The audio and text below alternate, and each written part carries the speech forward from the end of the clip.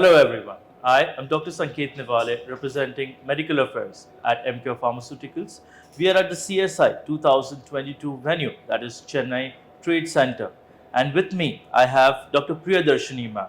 Ma'am is an assistant professor at Jayadeva Institute of Cardiology, Bangalore, and ma'am has delivered a session on aortoarteritis in pediatrics. I would request ma'am to summarize her session. Over to you. Thank you. I'm an assistant professor in pediatric cardiology, and at our center we deal with a lot of cases of aortoarteritis, which probably is thought of as not so common in children, but I would say that we would deal it very frequently in our clinical practice. And most children are around 5 to 15 years of age who present to us with congestive heart failure, LV dysfunction, and severe hypertension that is refractory to multiple drugs. And on imaging, which will be CT as the first modality, we kind of find a lot of thickening of aorta and occlusive lesions of various blood vessels, including the renal arteries, and most commonly in the abdominal aorta. And we go ahead and treat them with multiple modalities. When they fail medical management and develop stenotic lesions, we go ahead and intervene in the form of balloon angioplasties and stent placements.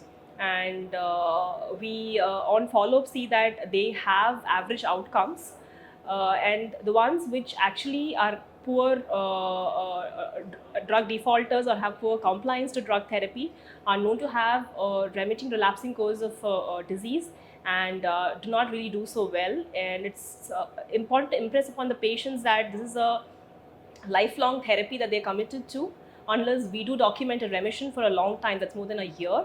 And it's very essential to be on regular follow-up to look at the inflammatory markers and to adhere to the imaging protocol as advised by the cardiologist that they are consulting with. And it needs a long-term medication to keep the disease quiescent.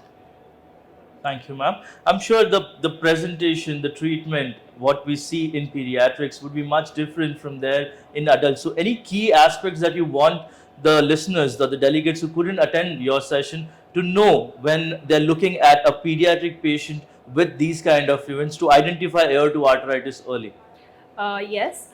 Whenever you find severe LV dysfunction in a child with no apparent cause, please do look in for a shaggy aorta on echo and then investigate further in terms of aortoarteritis.